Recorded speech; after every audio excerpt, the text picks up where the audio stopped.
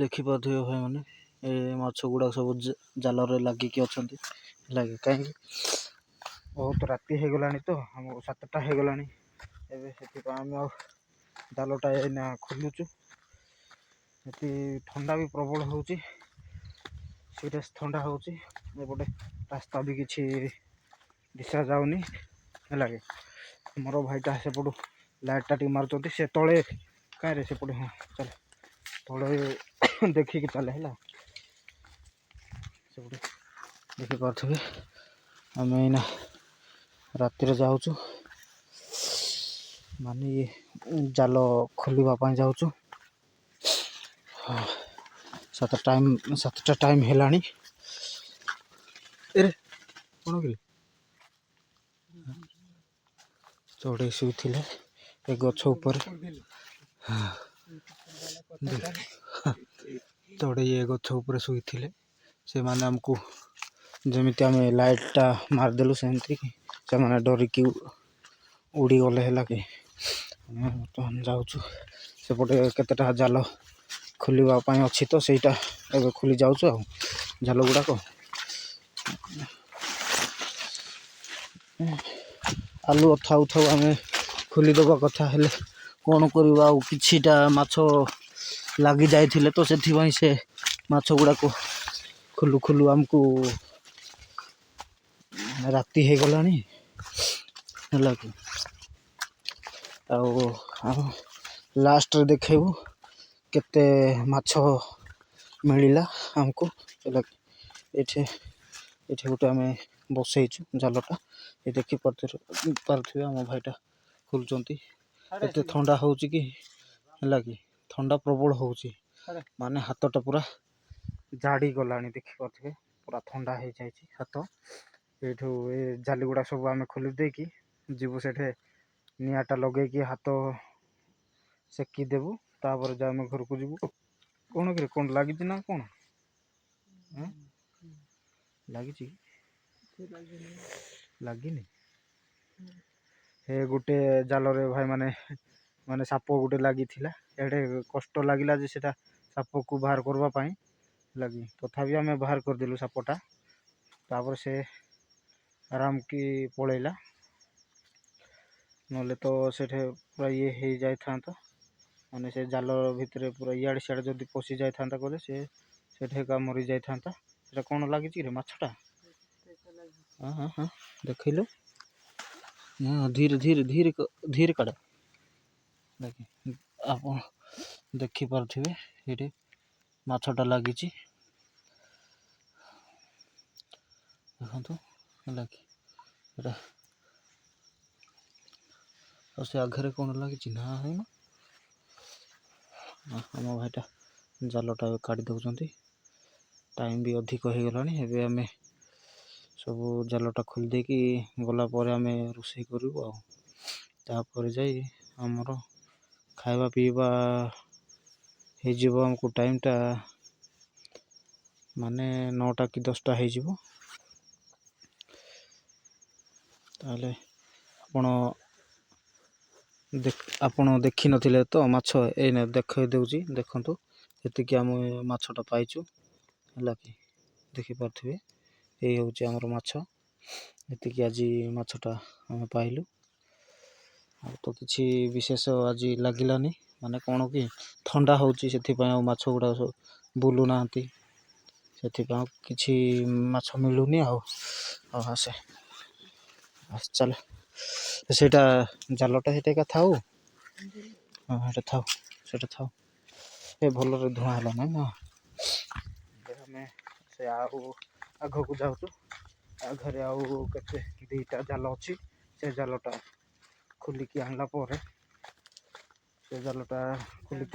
ଆମେ ସେଠି ଆମର ଇଏ ମାନେ ମାଛ ଏ ଜାଲରେ ବି କେତେଟା ମାଛ ରହିଯାଇଛନ୍ତି ସେ ମାଛ ଗୁଡ଼ାକ ସେଠାକୁ ଗଲେ କାଢ଼ିବୁ ତାପରେ ଧୂଆଁ ଧୁଇଁ ହେଇକି ଯିବୁ ଆଉ ମାନେ ଏପଟେ ବହୁତ ଏବେ ରାତି ହେଇଗଲାଣି ତ ସେଥିପାଇଁ ମାନେ ଛିନା ଲାଗୁଛି ନଦୀରେ ବହୁତ ଛିନା ଲାଗୁଛି ବି ଆଉ ଡର ବି ଲାଗୁଛି ଏମିତିକା ଆମେ ଭାଇମାନେ ସେପଟେ ଜଣେ ଭାଇ ଅଛି ଦେଖିପାରୁଥିବେ। ଖାଲି ଆପଣ ତ ଲାଇଟ୍ଟା ଖାଲି ଦେଖୁଥିବେ, କିନ୍ତୁ ଏଇନା ଅନ୍ଧାର କିଟକିଟିଆ ଅନ୍ଧାର ହେଇଛି, ସେଥିପାଇଁ ଆଉ କିଛି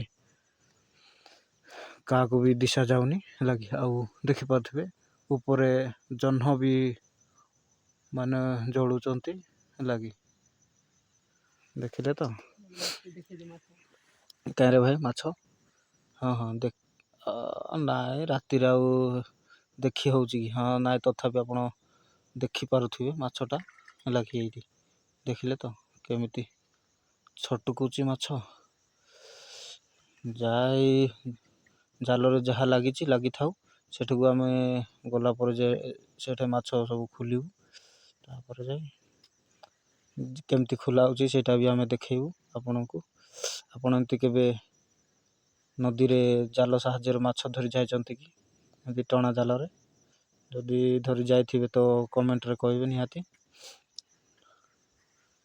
ବା ଆଉ କେବେ ଦେଖିଛନ୍ତି କି ତାହେଲେ ବି କହିବେ ହେଲାକି।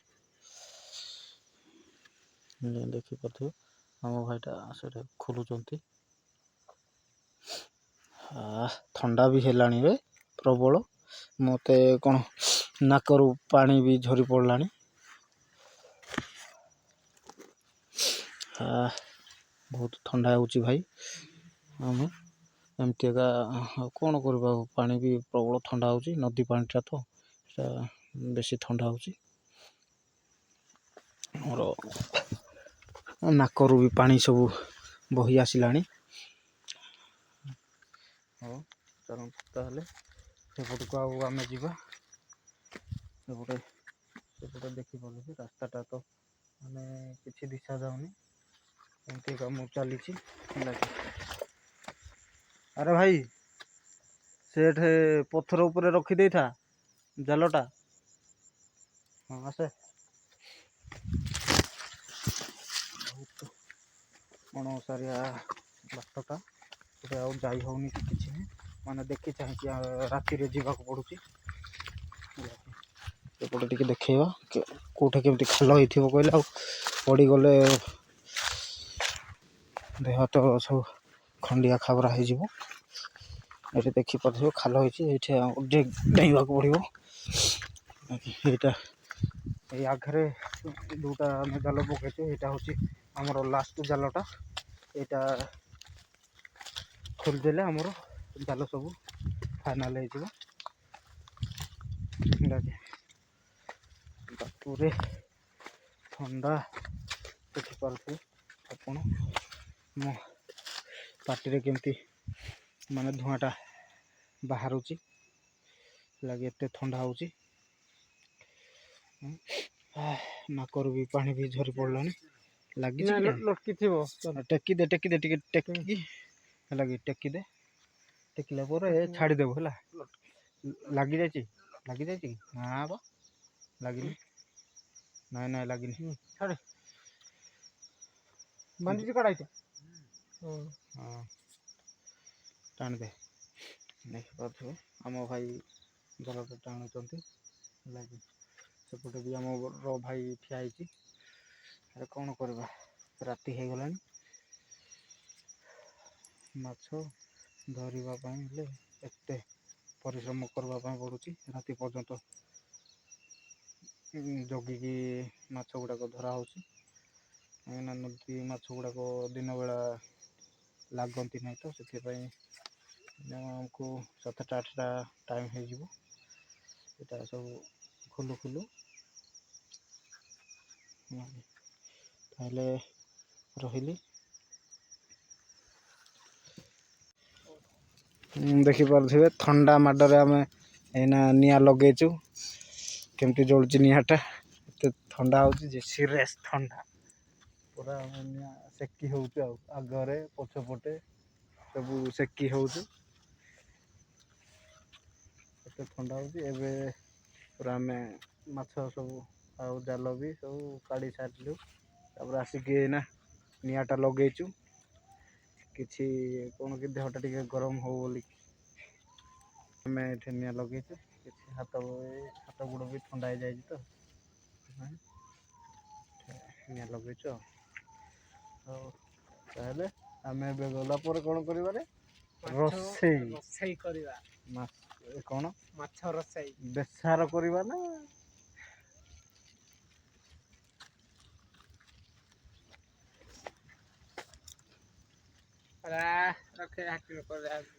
ମାଛ ବେସାର ହବ ଆଜି ନା କ'ଣ ନା କ'ଣ ଇଏ ଭଜାଟା